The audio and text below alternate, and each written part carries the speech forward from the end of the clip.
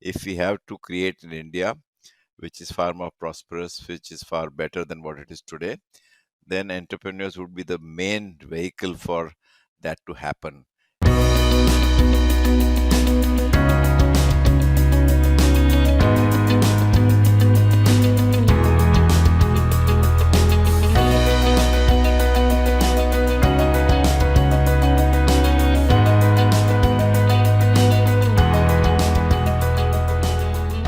Hello and welcome everyone. I am Vishal Khandelwal and this is the 1% Show. This show is an open ended exploration into the minds of the wisest people around to help us learn to think, invest, and live each day a little, even as little as 1% better. You can learn more at vishalkhandelwal.com. My guest today is Harsh Mariwala, the founder and chairman of Marico, the iconic Indian homegrown MNC whose products most people watching this show must have grown up with, and one of the rare Indian entrepreneurs who took on the might of the deep pocket MNCs to not just survive, but thrive and build an enterprise that has stood strong over the decades.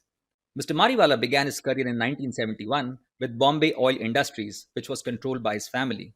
In 1990, he founded Marico. He recently authored a book titled Harsh Realities, which is a fascinating story about how he created a world class company in Marico from a small part of the family business that was entrusted to him. The book is a story of courage, honesty, transparency, and fairness at its core, and I highly recommend it. Nassim Taleb wrote in his book Skin in the Game, and I quote, entrepreneurs are heroes in our society, they fail for the rest of us. During the last 100 years, we have created more wealth, reduced poverty more, and increased life expectancy more than in the previous 100,000 years. And that has happened because of entrepreneurs like Mr. Mariwala, who had new ideas, who traveled geographical distances, and more important, mental distances to create new things, and who saw to it that old traditions, which would have stopped new creations, would not stop them for long. I believe entrepreneurs are the heroes of our world. That despite the risks, the hard work, the hostility from society and regulations, they keep on creating, they keep on producing and trading, and without them, nothing would be there. With this, and no further delay, Mr. Mariwala, welcome to the 1% Show. You are an idol for millions of people in India, especially the budding entrepreneurs. Thank you so much for agreeing to spend your precious time with me on this show. Thank you. Thank you, Vishal, and great pleasure to be with you. First time I'm interacting with you. So I hope this is a good beginning. Looking forward, and it was great to hear you talking about the role entrepreneurs play. It's music to my ears because I strongly believe that if we have to create an India which is far more prosperous, which is far better than what it is today, then entrepreneurs would be the main vehicle for that to happen. And I think we expect a lot from the government in terms of driving the GDP growth rate. But the government, at the most, is a policy making body. It's a body to give encouragement to entrepreneurs. Ultimately, entrepreneurs have to take initiative in their hands and then, build up successful uh, businesses. And we've seen enough of them in the last 1 year through the pandemic. We've seen so many unicorns created by individuals who did not come from an entrepreneurial family. And I think that this is just the beginning, as I see it. We are going to see much more of entrepreneurial activities on the success of so many unicorns, which have happened within a very short period of time. That we will see a multiplier effect of this on the Indian entrepreneurial opportunities. Well, that's heartening to know, Mr. Mariwal, and I'm sure you are inspiration to a lot of those people who are starting and founding the unicorns today. So, my first question to you is from the conclusion of your book, where you mention how your grandchildren are the absolute highlight of your life. And there is an amazing amount you learn and derive from these very innocent minds.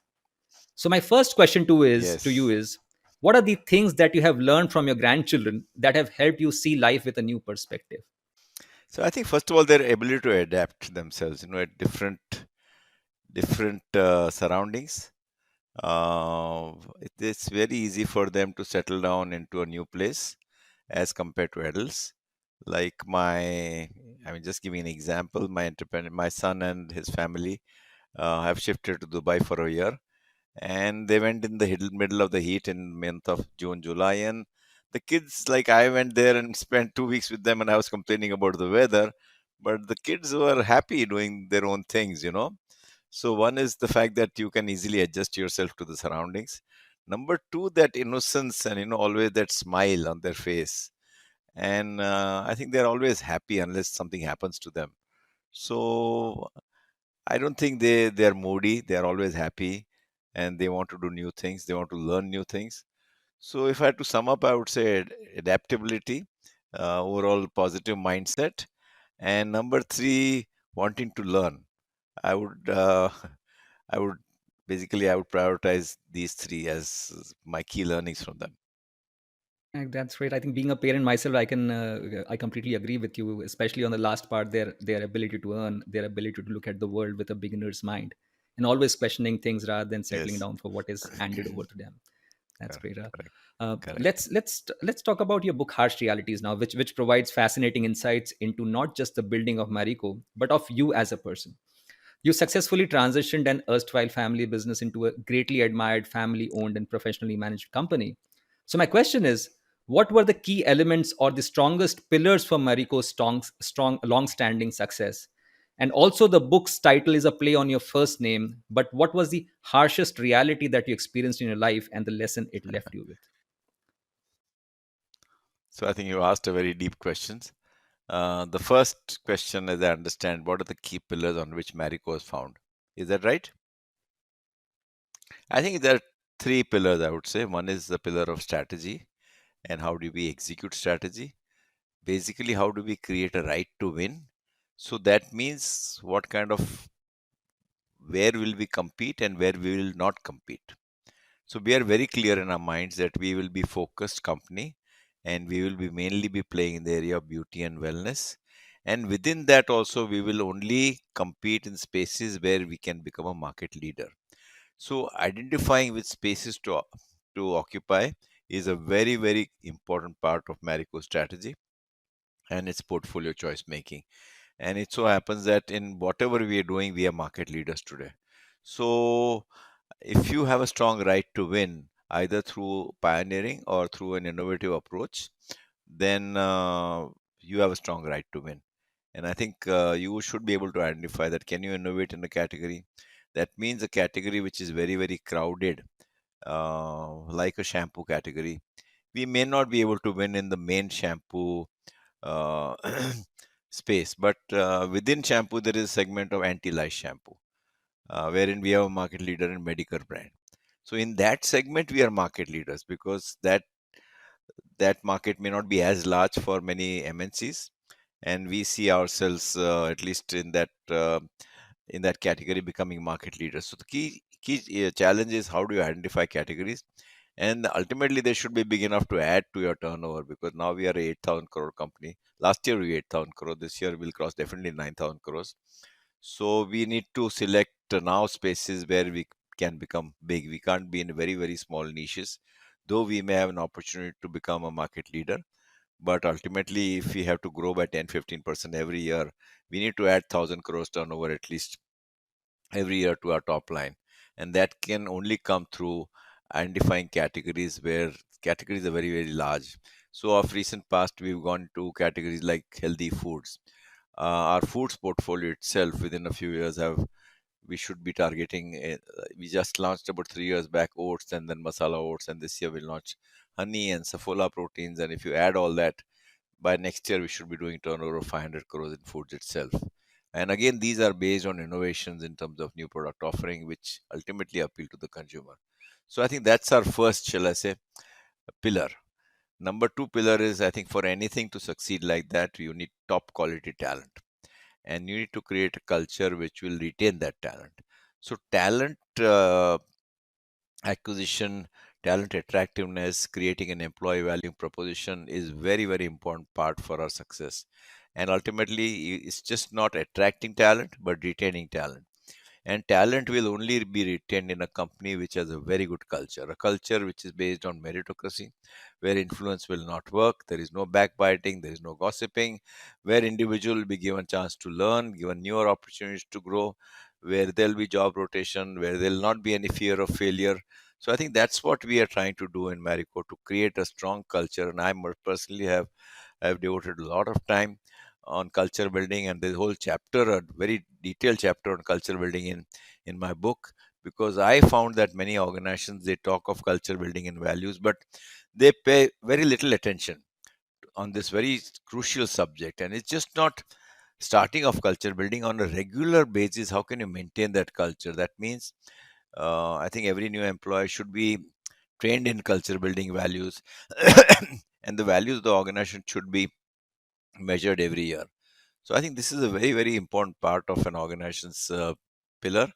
So the second pillar is talent and culture. The third pillar is governance, which is now expanded to what is known as ESG, environment, society, and governance. So basically, I think it is expected by all the stakeholders, whether it's your own employees or shareholders or the board of directors or your customers, that are you a responsible corporate citizen in terms of ensuring that you are very good in the area of environment management, you're good to society, and of course, you are practicing very, very high standards of governance. Right. So You that you was you talked my about, answer yeah, to your first question. Yeah, right. go ahead. Yes, go ahead. What about this? Yeah, so Uh, the second question, the harshest reality that you've experienced in your life and the lesson it left you. ah, so as you know, the book is realities and not reality. So it's just not one, but it's a set of realities which I experienced, and it'll be difficult for me to single out one reality. But if I had to prioritize two or three, which I can, I think the whole in a family managed organization where there are multiple family members. In my case, there were my father, my three of my uncles, four of my cousins. So nine of us working in a company with three different businesses was adding to a lot of complexity, because there was dual reporting, and we were not able to attract talent. There was issue of allocation of resources. There was issue of image building, and I was getting throttled in the family dynamics. And how do you navigate and come out of that difficult situation was one of my topmost, I would say, steps, which has helped me in my own journey. If I had to single out one, the most important milestone in my journey, I would say that formation of Marico was the most important milestone, because that gave me a lot of freedom to do things I wanted to do, to build a culture which was suitable for creating an FMCG company, and to be accountable also for what I did. And I think that has played a very, very important role. It took 2 to 3 years for me to convince family members. And I strongly believe that families always will have some sort of issues within themselves. And you need to look at all these issues proactively, and you just can't take up a fight. Sometimes you have to have a lot of patience, you have to have tolerance, and you have to do consensus building if you want to thrive in a family managed organization. So that's what I did over a period of time, and that's really helped me. Okay. Um, you've spoken very candidly about your ability to take risk. I would like you to explain why there is not that much of a risk-taking appetite or that of dealing with failures in India. Of course, we have thousands and thousands of small businesses, but very few that scale up and do well on a global scale, like Marico did. What, in your view, stops or restricts us on this front, and how can we get over that? See, I think your larger question is about failure and risk taking. I think a lot has to do in terms of how we are brought up as individuals and how the Indian society views failures. I think Indian society views failures as negatives, strong negatives. And the mindset which the parents create amongst their children is to play safe so that you don't fail. Now, if you always play safe and you stop taking risks, if you stop experimenting, then your chances of success will be much lesser. But if you view risk taking and likely failures, sometimes you could fail, but you always learn, in spite of those failures. My biggest learnings have come out of my own failures, and I was not afraid to fail. But things are changing now in India and how the society views failures. Even today, if you recruit management trainees, they don't want to take a risk in the initial years of their career, because if the risk doesn't pay off, or if the risk is fails, then there'll be a negative on their biodata, and they're scared of that negative appearing on their biodata. So I think net I'm saying organizations have to promote risk taking. They have to promote experimentation. There should not have be any fear of failure. And the fear of failure will not be there if the organization stop. Stop punishing those failures, but view failures from the point of view of learning opportunities. You've been in business for the past 50 years, like you've been an entrepreneur across like for the past 5 decades now, right? Yeah. What do you know about the world of business today that you wish you knew 50 years ago when you were getting started? No, no, no. I think I started off without any, shall I say, any education to in terms of a management graduate scheme or a chartered accountant. I'm just a commerce graduate, so I had to learn things on my own by doing things and by failing. So it's not that I learned everything and somebody was there to guide me. I think the overall access to knowledge today is far far higher. You can do it on your own because of the internet connectivity, because of so much of material. You can just go on researching sitting at home. Those kind of things were not available then. You had to do everything on your own by actually going to the marketplace. And so that I would say that ease with which information is flowing today was not available then. I think that to me is the biggest change today compared to what it was then. So I would say if that was there, then it would have made my life much easier because of information flowing easily. And I mean, if information flows easily to that extent, you are able to work much more efficiently. You can identify newer opportunities. You can, and you've seen it now in today's pandemic world. People have operated from homes and the businesses have thrived. And all this is because of digital connectivity. My next question is around a remark from Amazon's founder Jeff Bezos, right? And he said this in an interview, and I quote: "He said, I very frequently get the question, what's going to change in the next 10 years?" And that is a very interesting question. It's a very common one. I almost never get the question, what is not going to change in the next 10 years? And I Uh, submit to you that the second question is actually the more important of the two, because you can build a business strategy around the things yes, that are not going to change in the future, right? In yes. this light, and Jeff Bezos' underlying idea, what are the things that you believe someone starting or running a business in India today should focus on, or the things that are not going to change even 10, 15 years down the line that they need to work upon? I think the biggest realization which entrepreneurs should have is that the talent which is required to succeed in a business is going to be the most critical element of an organization's future. And that whatever depth of talent, that quality of talent is going to play the most important role in tomorrow's future. And that dependence on talent or the need to work with very good talent is not going to change forever, I would say. And I think unfortunately many entrepreneurs don't pay that much attention to talent as they should be paying. There is a war for talent. It's as intensive as a war for increasing your market share or increasing your sales or raising capital. And I think that's where a lot of entrepreneurs have to pay much more attention. That is not going to change. You will require better and better quality talent. The- And you can't say that I don't want talent. In fact, the thinking part is going to increase because some of the jobs could be done by robots, by better artificial intelligence, but something which has to be thought through and which is on the creative side will have to be done by human beings and good quality talent.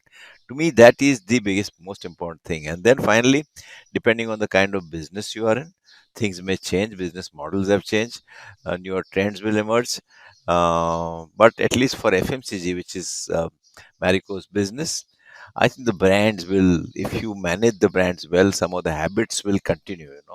They cannot change those habits on hair care, skin care, washing habits. They will have to continue. There may be variations. I'm not saying no, depending on the habits, depending on the environment. But by and large, I am fairly confident that our Marico's product portfolio will continue. I mean, I don't see a situation where some of the products will just fall out of place because of the change in environment. Of course, because of change in environment, you have to bring in newer features. There is increased realization about sustainability or naturalness. So, can we incorporate as things as the consumer trends change? Can you incorporate and change your product formulations to meet the aspirational needs of the consumer?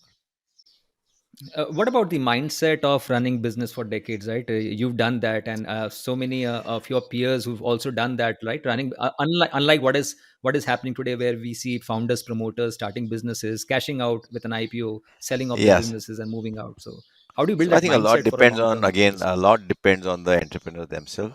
What is the mindset they come with? There are different types of entrepreneurs. There are some entrepreneurs who are hunters. They want to hunt for newer opportunities, build a certain scale, sell it, and hunt for another opportunity. There are some other entrepreneurs like me who are farmers, who look at from a long term point of view. And a lot also will depend on the kind of business you are in. If you are in a business which is vulnerable to a lot of changes, which is vulnerable to newer technologies, then you are not in a so-called defensive business. Or when you are in a business which is commoditized, which does not have any differentiator in terms of end product, then those businesses may have that mindset of and cashing out, that you're not sure what will happen to that business if you're not there tomorrow. But if you are in a business which is like FMCG business, which is regarded as a defensive business, and that's where the valuations of FMCG companies are high, because I think the business will continue. We've seen the likes of so many FMCG companies abroad, which were started by an individual or two, three individuals, whether it's Procter and Gamble or Unilever's. They are thriving in last 200, 300 years, and they'll continue to thrive because these are strong brands they are creating in a defensive sector, which is going to thrive with the increased economic growth rate of the world. Uh, Professor Ramcharan, your co-author of Harsh Realities, right? He mentions in the book how you are a lifelong self-learner. I believe these are two critical elements: being a lifelong learner and being a self-learner. Elements to do well in life, right? Now, in a world where the pace of change is just multiplying, even as a formal education system seems insufficient to teach all that is required to thrive, what advice would you offer to students and young adults in self-educating themselves? And what are some of the key work and life skills they must learn and hone to do well over the next few years and decades? So I think the starting point to me is from within. No amount of me saying to somebody who doesn't want to learn will create that hunger for learning. That hunger from learning has to come from within. A lot will depend on how you learn. Some people learn by talking to others. Some people learn by doing things and failing. Some people learn by talking to some thought leaders, reading, internet search, traveling. So I think you need to combine your learning depending on your learning preference. Just because I learn by, say, reading books doesn't mean that you have to learn it that way. You may learn by interacting with others, by conversations, by internet search. So the key thing is to have a hunger for learning and find out which are the modes of learning you are comfortable with, which suits you, and then continue doing that on a perpetual basis. About learning and books, right? You mentioned in Harsh Realities that much of your learning and insights comes from books, and that your reading covers books on management, leadership, self improvement, and spirituality. Yes. Here I wish to seek your insights on the specific topic of spirituality. What does spirituality mean to you, and how do you practice it in your daily life? So, at one level, you have to be a very good human being. To me, that's in short capture spirituality. You have to do things in the best way. There'll be ups and downs. You have to regard failures from the point of view of learning. And you have to look at all the stakeholders when running a business. You can't say this is my business and it is only run for the sake of owners or promoters. You have to look at all the stakeholders, whether it is your own employees or society or customers or associates. So it's very important to have that mindset where you look at all the stakeholders. You are, you are trusted, you are reliable, uh, people respect you. I think all that to me is spirituality. Uh, you write in your book, and I quote, "Only when values are lived every day and perpetually reinforced do they convert into the culture of the organization." So, throughout your life as an individual, what have been the core values that have held you through to where you are today? It's a very interesting question because whenever I have interacted with people in Marico, and they say that the Marico values are actually portraying my own personal values. So I am very open as a person. And when I say open, I am willing to listen to feedback from anybody. I mean, whether the level doesn't matter. I mean, it could be the highest level, it could be the lowest level. If somebody tells me, yes, you need to improve on this, I will readily accept that. And I think the way you accept feedback or critique is also very important. If I Even if I don't agree with what you say, and if I tell you, no, no, you are useless, you are giving me bad feedback, you will never give me feedback in ever. But even if I disagree and I thank you for giving feedback and explain to you why I don't agree with your feedback, then you'll always be more than willing to give me feedback because I've shown a certain degree of openness to that feedback. So I'm saying giving feedback and taking feedback is very, very important, the way it is given. And when you give a feedback, you have to do it in the right way. How can you improve rather than putting that person down? That is criticism. So there's a difference between criticism and critique. And I want people to critique and saying that, okay, you need to improve and you could do it by doing this way. So I'm very open, I'm very transparent. The book itself is transparent. The cover of the book is very transparent. And a lot of thought has gone into the book name and the cover. And I briefed a lady who only specializes in book covers, and I think she came up with this book cover which portrays transparency, openness, and innovation. So to me, my core values are openness, transparency, innovation, learning, and I think things like meritocracy and governance and all this are important values, but they are more on the hygiene level. I think if you really want to grow, you have to have these values. I also am very agile in terms of doing things in a quicker manner. So there is always a trade-off many a time between agility and perfection. But at some stage, depending on what you're doing, you can't go on becoming perfect in whatever you do. Otherwise it can just put you back in terms of some time frame. So I sometimes I decide and move forward rather than trying to become absolutely perfect. It depends on the issue. While researching for this session, and while also going through the especially while researching for this session, I was going through your Twitter feed, and I came across this tweet and something like that you also mentioned in your book. And you tweeted that when I was younger, I applied to many business schools in India for higher studies, only Yes, to be rejected, and I wanted to yes, study abroad, but my father refused. So now correct. rejections from B schools and refusal to study abroad was the reason you moved to family business, which turned out to be a great stroke of luck. As you mentioned, you learned the ropes of business from the ground up, right? But what about people So dealing with rejections today and maybe foreseeing an uncertain future like you did some time back, right? What message yeah, do you have for them on dealing with yeah, rejections? yeah. So I think I won't call it rejections because it was very difficult to get acceptance in business schools. Those days there were only two or three business schools. IIM Ahmedabad, IIM Calcutta, and Bajaj School of Management. So the chances of getting in were very, very low compared to what they would be today. So I was not really that disheartened. I knew that it was going to be very, very tough to get in. I didn't apply to any business schools abroad, so there was no rejection. So I didn't really face rejection. It was more a situation where my father didn't allow me to go abroad. I think and I was always wanted to join the family business. So that was not really a result of that the so-called rejection. But to answer your question, I think every person will have setbacks, rejections, and you have to take it in the stride, and you have to realize why you were rejected. If you're rejected, what can you do about it? Can you try again? Can you do something else? So, and I don't think one could take it as much at an emotional level. You have to go on trying harder. You have to be different because setbacks are part and parcel of every person's life. And whether it is a failure or whether it is rejection, these are all setbacks. And unless you have setbacks, you'll never learn.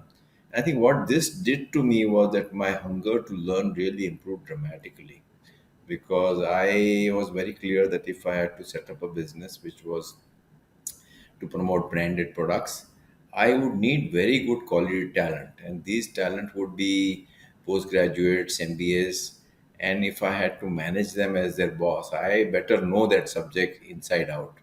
So that's why my quest for knowledge, learning, interacting with thought leaders, attending short term programs, reading increased dramatically. And today, if you put me in touch with any MBAs, I can fluently speak to all the management schools at their convocations or wherever else, and they talk about their language, because you don't need to do a 2 year program to study MBA. You can do it through so much reading, and I think I've done a lot of reading, and I continue to do a lot of reading. So I think that's helped me in terms of learning, and that's also helped me in my own business journey.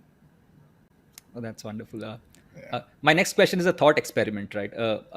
Imagine if tomorrow you woke up as a 25-year-old Harsh Mariwala Uh-huh. with no business connections, no business Yeah. family backing, Yeah. and Yeah. you Yeah. have rupees 1 crore, which was around the equity capital of Marico when you started, right? Uh-huh. And you have to Uh-huh. start a business in India today. How would you go Yeah. about it?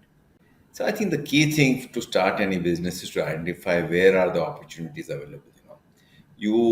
I think each person is born with certain God-given gifts. Identify those God-given gifts, and what are you passionate about? For example, I'm passionate about health. I'm very, very passionate about health. So if I'm passionate about health, can I actually start a business on the health aspect? So it could be anything. It could be healthy foods. It could be an app to improve your sleep. It could be an anything to leverage good health. It could be mental health also. And the key thing is then, okay, after identifying what you're passionate about, you need to study what's available in the marketplace in terms of what are the offerings. Do you have something which is unique, which others are not offering? And develop that proposition, test it out amongst consumers. Ultimately, consumer is the king, and you need to interact a lot with consumer before you develop, during development, and after development to ensure that does it get traction, does it get scale. And then I always like to prototype, because you any new business, you cannot decide whether it will do well or not based on market research. You have to prototype that with the consumer. So I would go to the consumer, prototype it. If it is getting good traction, then launch it. So to sum up, identify a passionate subject you're passionate about, which is your strength. Develop a proposition based on consumer insighting. Prototype it, experiment it. If it doesn't do well, then try some other approach, and then do it on a small scale, and then if the traction is good, build it up, rather than going straight away in a big manner. Uh, the famous actor and comedian Jim Carrey once said, I think everybody should get rich and famous and do everything they ever dreamed of so they can see that it is not the answer. You are rich and famous and you have done everything you have ever dreamed of, right? Given this backdrop, what does success really mean to you?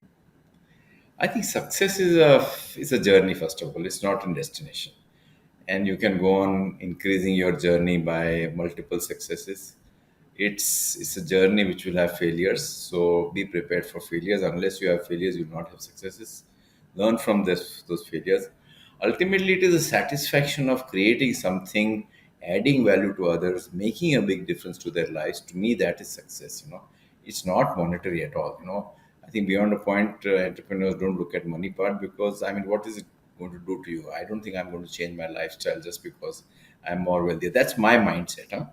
So I think that's where I come from. It has to give you the inner satisfaction, and externally, people should recognize that you've done something where you made a difference to their lives in whatever way, because you have created an institution which has a huge impact on their lives, not necessarily in terms of what they're offering as products, but as good employers to your own employees, as good corporate citizen to the society, as somebody who wants to add value to your customers as well as to all the associates. So you have to look at what is the difference you're making to others' life by having that institution which has an influence over a lot of people.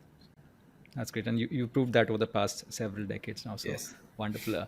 Do you have a morning routine, right? Some people like to read, some write, some meditate or exercise. What do Yeah, you yeah. do? I am very structured person. I have a routine through the day, morning to night, virtually. So, and my routine sometimes change. In the pandemic, I mean, I didn't have to go to office, so I started going for walks in the morning. So, first of all, I get up and I finish my whatever WhatsApp, emails. That takes about half an hour, and Twitter. And then I finish reading newspapers, and then after that I go for a walk for 1 hour. I'm back by about 9 o'clock, and then I have meetings and whatnot, during the day. And the evening I are reserved for my exercise time. So I exercise at least 2 to 2.5 hours every day without fail. So evenings I do weights and free hand exercises and functional training. I have a trainer coming home, and Saturday Sunday it's always playing golf. So Saturday Sunday also walk in the morning, and then afternoon golf. So it's very at one level, I'm quite boring in terms of my lifestyle. It's very, very structured. and I have to do all these things. I have to exercise. It's like having a shower. I have to exercise 2 hours a day. In terms of advices that you've received, so what is the single best piece of advice you ever got, if you remember that? And the single worst piece of advice? I think if I look back at my own journey, I think there was a fear that okay, we may to sell out the company. So the one is to protect your resource generating engine, which is the parachute brand. Come what may, you need to protect that. I think that was one piece of advice, and a lot of it is dealt in detail in the book. So I'm not sharing that with you. I think the other is to have win-win negotiations and build consensus at the family level. It's very important because otherwise you start fighting at the family level among the stakeholders, then it can put you back. The fight can go on for years and years, and it will impact your business. And the third is maybe I think after every 10, 20 years, you need to reinvent yourself. So after stepping down, I'm doing a whole variety of things, which is giving me a newer kind of a energy, and it makes life more interesting. Here's my closing question. Yes. If you could have dinner with any one person, dead or alive, who would it be and why? Huh. So I am very passionate about innovation. One of the most passionate, innovative person in the corporate world has been Steve Jobs. And I mean, how did he innovate? Okay, he's eccentric. I'm not eccentric, but at least his mind, how he innovates, how he puts design thinking into whatever he does, would be my choice in terms of having a dinner. Sure. Thank you, Mr. Mariwala. I think that's all from my side. Wonderful insights from you. Thank you for Thank spending you. your Thank precious you time so with much. me on the Thank you show. so Thank much, you. and all Thanks the a lot. best to you. Right. Okay.